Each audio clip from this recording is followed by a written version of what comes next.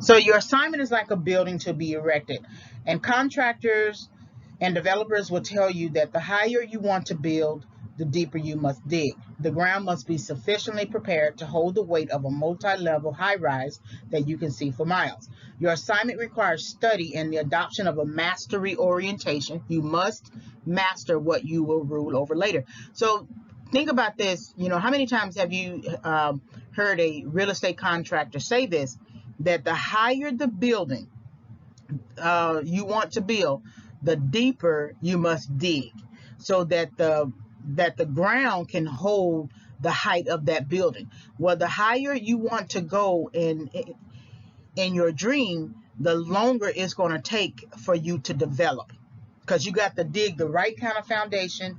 That means you need to tackle areas in your life where you are still struggling with your attitude, with your thinking, with your mindset, with people pleasing, with loving people who don't love you, with falling into relationships without any real focus, with abuse, emotional abuse or physical abuse. There's so many areas that you need to address. You shouldn't get to the height of your success still struggling with certain things. No one should come out of the woodwork and say, oh, you did this to me. Oh, you did that to me. A lot of times while you are a nobody, when no one knows your name and you don't have the pressure of people knowing your name, that is the time to address your situation. Address any situation that you are in.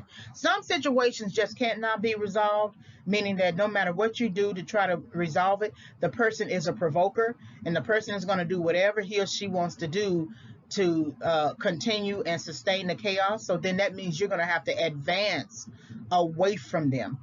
Sometimes you just got to pray for people from a distance. Sometimes you may not be able to reconcile, certain types of relationships you've had. That includes family relationships, because for where you are going, you cannot always take everybody where you are going. And where you are going takes a lot of focus and determination and grit and self-control and temperament and personality. And some people don't want to change from whomever they used to be. And that's going to distract you and push mastery so far away from you that you're just going to do whatever is convenient.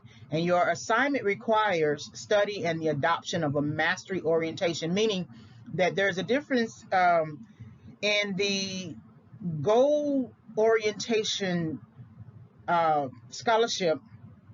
In terms of the psychology literature, there's a difference between mastery orientation and mastery goal orientation and performance goal orientation.